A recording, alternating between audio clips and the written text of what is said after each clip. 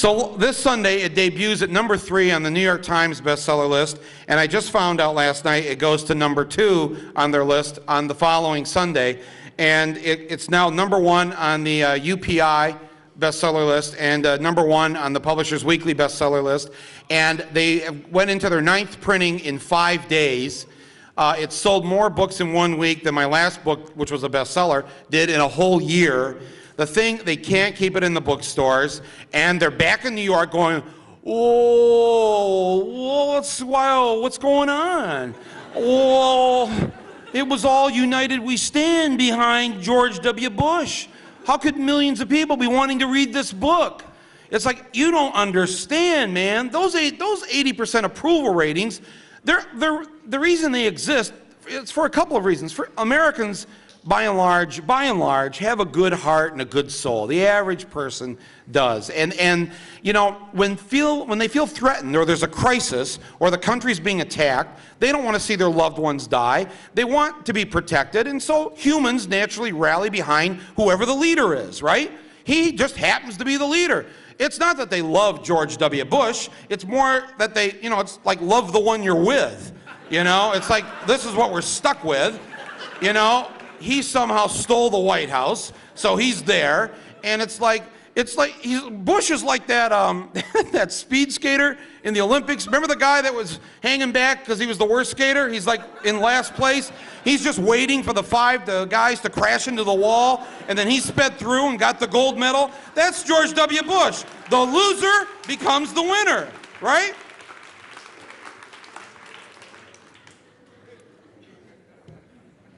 That's why there's an 80% approval rating. That, and the fact that it's the poor and the working people of this country. It's their kids that are sent over there to die. All right? So naturally, if they're asked the question, they want to be supportive. They don't want to do anything that's going to put their kid in harm's way. So you're naturally going to try and want to say the right thing because it's their kids' lives, right? That's why he's got the 80% approval rating. And America, talk about the political climate. Here's the climate we live in. You got Ashcroft shredding the Bill of Rights while spending $8,000 of our money putting up a curtain over the Lady Justice statue because her breasts are exposed, you know. He doesn't want to stand in front of a statue with exposed breasts, so he spends $8,000 on a curtain to cover them up, you know. It's like, these people are really weird, man. You know, it's like, but that, you know, but they're taking away our civil liberties. They've passed laws now that make it illegal to incite anybody to go against their government. This could be illegal if you look at the act, if you really read the language, you know. I want to inform you that today's talk has been approved by the Office of Homeland Security. Do not run out of the building in fear. No, but that's what it is. You know, they're sitting there, you look out the window and you see the little 7-year-old man who used to run the fruit stand for 30 years down the street, Ahmed Abdullah, being hauled away by the men in black. And nobody knows where he is. You know, there's hundreds of Americans, thousands, we don't know how many.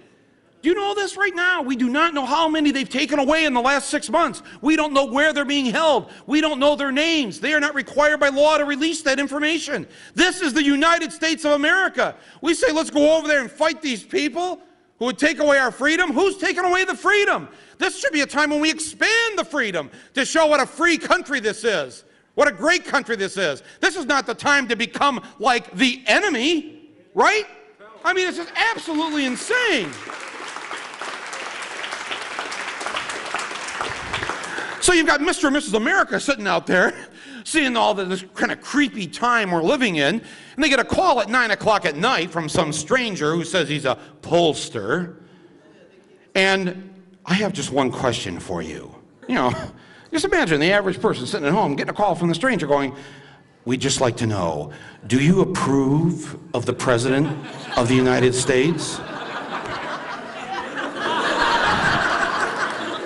The rules say I get 5 seconds, you know, just to get it up before they... Do you approve of the President of the United States? We'd like to know. We're from the Acme Polling Company. What's the average, Think of your parents or your grandparents getting that call. Yes, yes, I approve. Yes, please don't come to my house. The wife approves. The dogs approve. Everybody here approves. The cat approves. Approve, cat.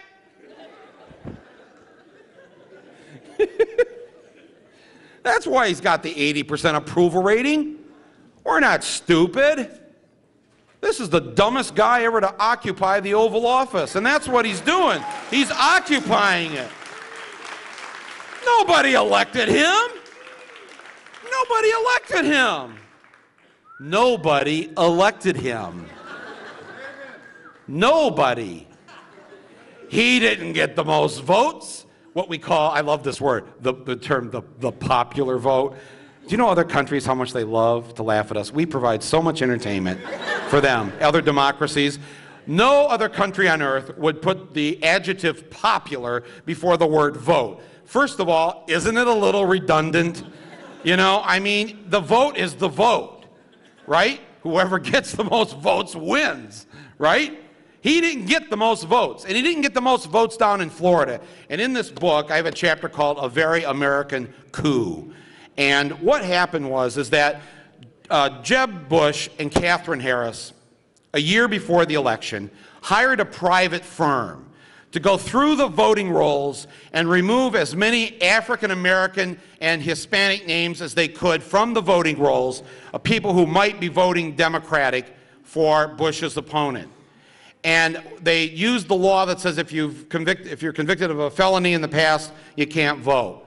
Well, what they did was they got the list of everybody who's convicted of a misdemeanor and started pulling their names off the voting rolls. So if you had a ticket, if you had a littering thing, whatever, you were yanked if you lived in a district that was predominantly Hispanic or African American. Are you aware of this story? Do you know this?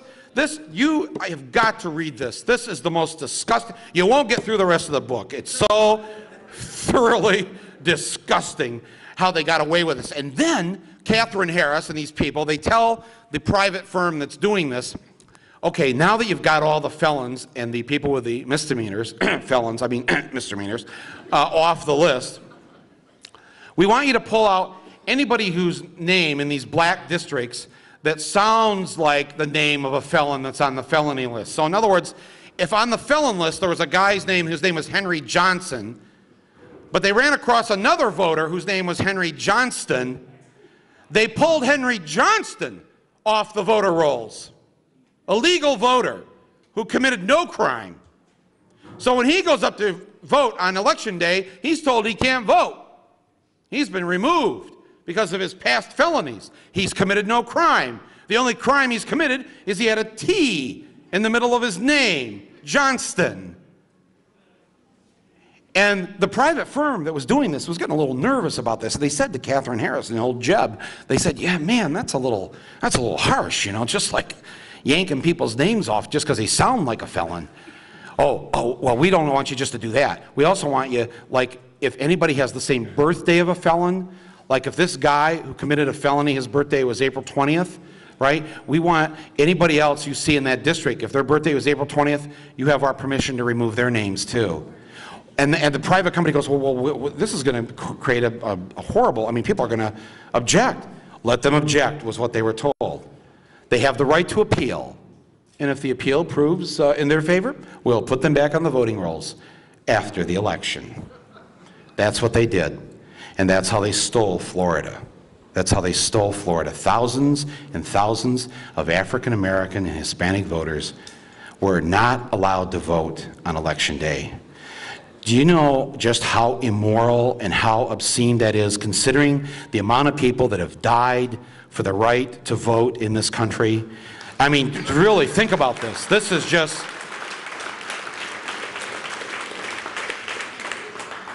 You know, somebody said to me the other day in this interview, well, Mike, you got to get over it, man. The election's over, Bush is in there. Hey, I'm never going to get over it. I am never going to get over it. Because that is our most basic right as a citizen in a democracy, is the right to vote and to have our vote counted. And too many people died for that, and I will not shut up about it. This man is there illegally. He does not, I mean, and you know, and you start to think, a guy, who would do this? Really think about this. What kind of American would just take our, yeah, but not all Republicans even would do this. This is even beneath the slime that exists within the Republican Party. This is like, this person, how, you know what I mean, it's like, well, you know, I'm trying to think of what to compare this to. It's like you know that you stepped out of bounds on the touchdown and it wasn't right, you know, and yet you won the game. How does that make you feel? You know, well, I guess it's okay they didn't catch it. Is that the country we live in now, you know? I mean, this guy took our White House. That's our White House. That's not his White House. That's our White House. And if they had counted all the votes in Florida, even prohibiting the African-American votes that they didn't count, if they had just counted the votes of the people who did get through that day, Gore would have won. But they said, well, Gore only wanted to count the 4 counties that he thought were in his favor. Because if they only count those 4 counties, then Bush wins. Well, you know what? It's not up to Gore. Gore doesn't get to decide. He's a servant of the people. All the votes get counted in every election. It's not up to the candidate. If Gore's too stupid to know that the whole state should have been counted, why should the people of this country have to suffer as a result of his stupidity? I'm sorry.